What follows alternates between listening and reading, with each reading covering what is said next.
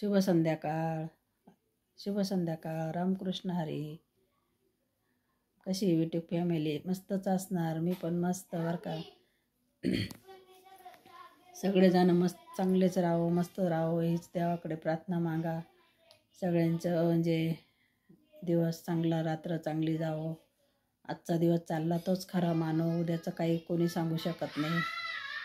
Video टाकण्याचं कारण असं होतं हे का सासू सुनाच्या बद्दल टाकत होती बा मी पहिले व्हिडिओ.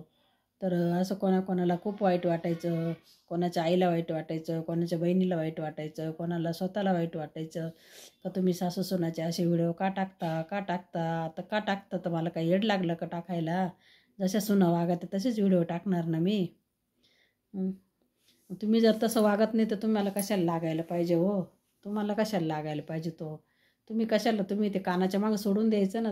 तुम्ही जर तशा वागत नाही, तुम्ही जर खूप चांगल्या वागताय सासू संग, सासऱ्या संग, नवऱ्या संग, तर मग तुम्ही अंगावर वढताच कशासाठी? तुम्ही ओढूच नका ना. जे वागतं ते समजून घेईल बरोबर आपण कसं वागलं सासू संग किंवा नंदा संग किंवा सासऱ्या संग किंवा जावा संग. घरामध्ये कोणी होत नाही. मग ते समजून घेतील ना हा व्हिडिओ कोणावर टाकतोय आपण हा. पण दुसऱ्याच मध्येच उड्या मारते हो रिकामटवळे. काय म्हणते ना, रिकामटवळे वरण डवळे. स्वतःला वळण लावायचं ते सोडून द्या त्या बाजूला आणि रिकामटे कमेंट करते. तुम्हाला काय अधिकार आहे सासूनाचा व्हिडिओ टाकायचा? तुम्हाला काय अधिकार आहे सासूनाचा व्हिडिओ टाकायचा? तू काय मला बॅलन्स टाकायला पैसे देते का? मग माझी मीच बॅलन्स टाकते, माझी मीच व्हिडिओ टाकते ना. मग वागतात असे सुना म्हणूनच टाकते ना मी.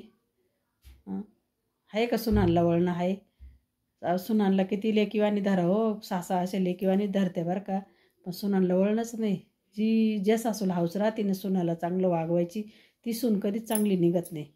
आणि जी सुनाला वळण राहतं ना सासू संग चांगलं राहायचं, ती सासू चांगली राहत नाही. ती सासू तशी घोड्याच्या पोटाला बांधायची राहते. आणि जी सासूला वळण राहतं तिला वाटतं आपलीच मुलगी आहे. आपल्याला मुलगी जरी नसली तरी ही मुलगी आपलीच आहे, आपण तिला मुलीसारखंच सांभाळायचं, मुलीसारखंच प्रेम द्यायचं. ती सून कधीच मुलीसारखी होत नाही हो. तिला तुम्ही किती बी तुपात घालावाय, साखरेत घालावाय, कशात घाला, फुलात घाला, ती कधीच लेक होत नाही. कधीच लेक होत नाही. तर सांगा, अनुभव घ्या मला तुम्ही, चांगलं सांगा कमेंट करून का कोणती सून लेक झाली हो? झाली का कोणाची सून? असेल कोणाला सून असेल, कोणाच्या आईला सून असेल, कोणाच्या बहिणीला सून असेल, कोणाच्या नातेवाईकात कोणाला पण सून असेल तर खरंच चांगला अनुभव घ्या. कोणती सून मुलगी झाली हो कोणाची? नाही झाली, नाही होणार पण नाही ती. आणि ही सासूने अपेक्षा पण करू नये. कारण बरेचसे अनुभव हे सून कधी मुलगी होत नाही. तिला तुम्ही कितीही करा, किती तिच्या पुढं करा, तिला किती तुम्ही काळजीने ती वस्तू आणा, द्या, घ्या, काही करा, पण ती कधीही तुमची मुलगी होणार नाही. मुलगी ती मुलगी. मुलीसारखं आईसारखं प्रेम कोणीही देऊ शकत नाही. मी सांगते ना, काही सासांना खूप हौस राहते मुलीची, तर ती सुनाला मुलीसारखं वागवायला पाहते, पण ती मुलगी सून कधीही मुलगी होत नाही. आणि ज्या मुलीला सासूला आईसारखं धरायचं राहतं ना, तर ती सासू कधीही आई होत नाही हो. कधीच आई होत नाही. कधीच आई होत नाही. बऱ्याच ठिकाणी पाहते हो मी, ते सुना फक्त त्यांच्या कामापुरतं आपल्याशी गोड बोलता, नंतर विसरून जातात. त्या आपण मागं बोलायचं त्या पुढं चालते. खूप ठिकाणी पाहते मी. सासूला आता कवडीची किंमत देते नाही अजिबात. त्यांना काय घेणं नाही सासूची सासऱ्याची. त्यांना फक्त सासू सासऱ्याची प्रॉपर्टी पाहिजे. फक्त सासू सासऱ्यांची प्रॉपर्टी पाहिजे. त्यांनी किती कमवले आणि त्यांनी किती आपल्याला दिलं, किती दुसऱ्याला दिलं, किंवा दुसऱ्या भावाला किती दिलं, मला किती दिलं, त्याला किती दिलं, हेच चालतं त्यांचंवालं. पण त्यांची काही सासू सासऱ्यांची काही किंमत पण नाही, त्यांचा काही विचार पण नाही. तुम्ही जेवले का, तुम्ही तसेच झोपले का, तुम्हाला चहा करायचा का चहा प्यायचा, हा विषय कोणाचाच नाही. हा अजिबात नाही. फक्त सासू सासऱ्याच्या प्रॉपर्टीवर डोळा सुनांचा. बघा, तर खरंच ज्यांना मुलगी नसेल ना, त्यांनी खरंच मुलीची अपेक्षा करू नका. आपल्या तकदीराला दोष द्या.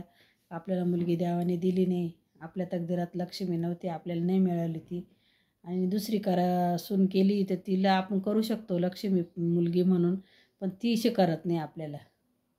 त्याच्यामुळं आपल्याच कर्माला आपण दोष द्या. आपल्याला मुलगी नाही आहे, आपण आहे तसे राहा.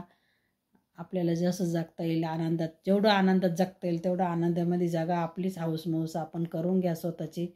कारण आपण काय स्वतःची हाऊसमौस केली नाही इथून मागं आपण काय करायचं का मुलाचा संसार, मुलासाठी काहीतरी करायचं, सुनासाठी काहीतरी करायचं, मुलाला घर झालं पाहिजे, मुलाला काहीतरी झालं पाहिजे, मुलाचं लग्न झालं पाहिजे, मुलाला लेकरू झालं पाहिजे. तेच आपण त्याच्यातच गुरफडत गेलो. आपण स्वतःसाठी काहीही केलं नाही, काहीच केलं नाही. स्वतःसाठी आपण काहीच केलं नाही. तर आता इथून पुढं करा. मी तर खरं सांगते, ज्या कोणी असतील ना ताई बहिणी, माझ्या बहिणीसारख्या, आईसारख्या, मुलीसारख्या, तर त्यांनी खरंच काही उपयोग नाही. माझं कबड वजं काही उपयोग नाही. मुलांसाठी आपण खूप कष्ट करतो रात्रंदिवस. पण आत्ताच्या सुनांना काहीही घेणं नाही. त्यांच्या मुलांसाठी कष्ट करायला नको म्हणत्या आणि स्वतःला झिजवायला नको म्हणत्या आणि काहीच करायला नको म्हणत्या. फक्त आपण जीव काढतो का मुलांसाठी काहीतरी करायला पाहिजे, मुलासाठी काहीतरी करायला पाहिजे, सुनासाठी काहीतरी करायला पाहिजे. तर खरंच हे सोडून द्या तुम्ही. मी तर खरंच आत्ताशी अनुभव येऊ राहिला मला. खरंच सोडून द्या. आपल्या जीवाची हाऊसमौस करा. येड्यासारखं आपल्याला कुठं गावाला जायचं राहिलं तर आपण म्हणतो नाही बाई माझा नातू सांभाळायला कोणीच नाही घरी, नाही बाई माझी सून नाही घरी, नाही बाई असं, नाही बाई तसं. आपण येड्यासारखं घरच सांभाळतो, लेकरच सांभाळतो त्यांचेवाले. आणि त्यांचा निर्णय 1 सेकंदात होतो. त्यांना जर कुठं जायचं राहिलं का त्यांची लगेच तयारी झाली, चालले गावाला ते. आणि आपण येड्यावानी बसतोय त्यांची लेकरं सांभाळत. आपल्याला कुठं जावा वाटलं तरी आपण विचार काय करतो, नाही बाई आपण गेलं तर पोरगं रडल कानू, पोरगं राहायचं नाही कानू, पोरगं शाळेत जाईल, पोरगं शाळेतून घरी येईल. तर आपण हा विचार करतो आणि त्यांना काही घेणं नाही. ते त्यांचा विचार करते. त्यांना जर गावाला जायचं राहिलं ना तर त्यांचा 1 मिनिटात निर्णय होतो आणि 1 मिनिटात गावाला निघते ते. आणि आपण त्यांचा विचार करत बसतो, बाई आमच्या गावाला जावं वाटतं पण आपले पोरं नातायला कोण सांभाळेल घरी, कोण तो शाळेतून आला तर कुठं खेळेल, कुठं राहील. नको बाई पोरं घरी रडतील, गागतील, पाणी आहे, पाऊस आहे, नको बाई बाहेर कपडे वाळत्या, धुणं वाळतं आणि ते धुणं वल्लं होऊन जाईल आपण जर ह्यांग त्यांग गेलं तर. म्हणजे आपण त्यांचा विचार करतो आणि ते कोणाचा विचार करत नाही. ते मस्त त्यांना जायचं तिकडं जाऊन हिंडून फिरून येता बसत्या. त्यांच्या मनाला वाटलं माहेरी जायचं तर माहेरी पण जाऊन येत्या. आणि आपण याड्यावानी काय हो त्यांच्या संसारामध्ये कवर गुंडाळायचं. हे खरंच बाहेरनं खरंच शहाणे व्हा. मी तर आत्ताशी थोडा माझा लाईट पडायला लागला.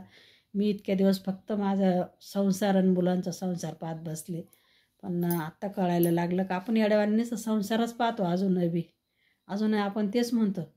अजूनही ते शेतातली काळजी मलाच, पेरायचं वैरायचं, ट्रॅक्टरवाला पाहायचा का बरं येईना, याला फोन लाव त्याला फोन लाव. त्यांना काही घेणं नाही. त्यांना आजचं खायला भेटलं बस झालं. उद्याचं त्यांना काही घेणं नाही. त्यांना आत्ता रात्र चालली आहे, उद्या त्यांना गावाला जायचं, चालले गावाला, परवा गावाला जायचं, चालले गावाला.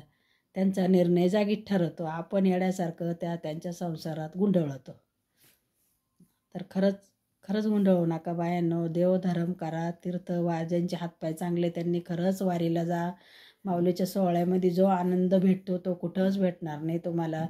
खरंच जा, माऊलीच्या सोहळ्यात जा. मला तर खूप हौस आहे माऊलीच्या सोहळ्यात जायची, पण माझे गुडघे दुखत्या, मला मणक्याचा त्रास आहे, त्याच्यामुळे मी जाऊ शकत नाही वारीला.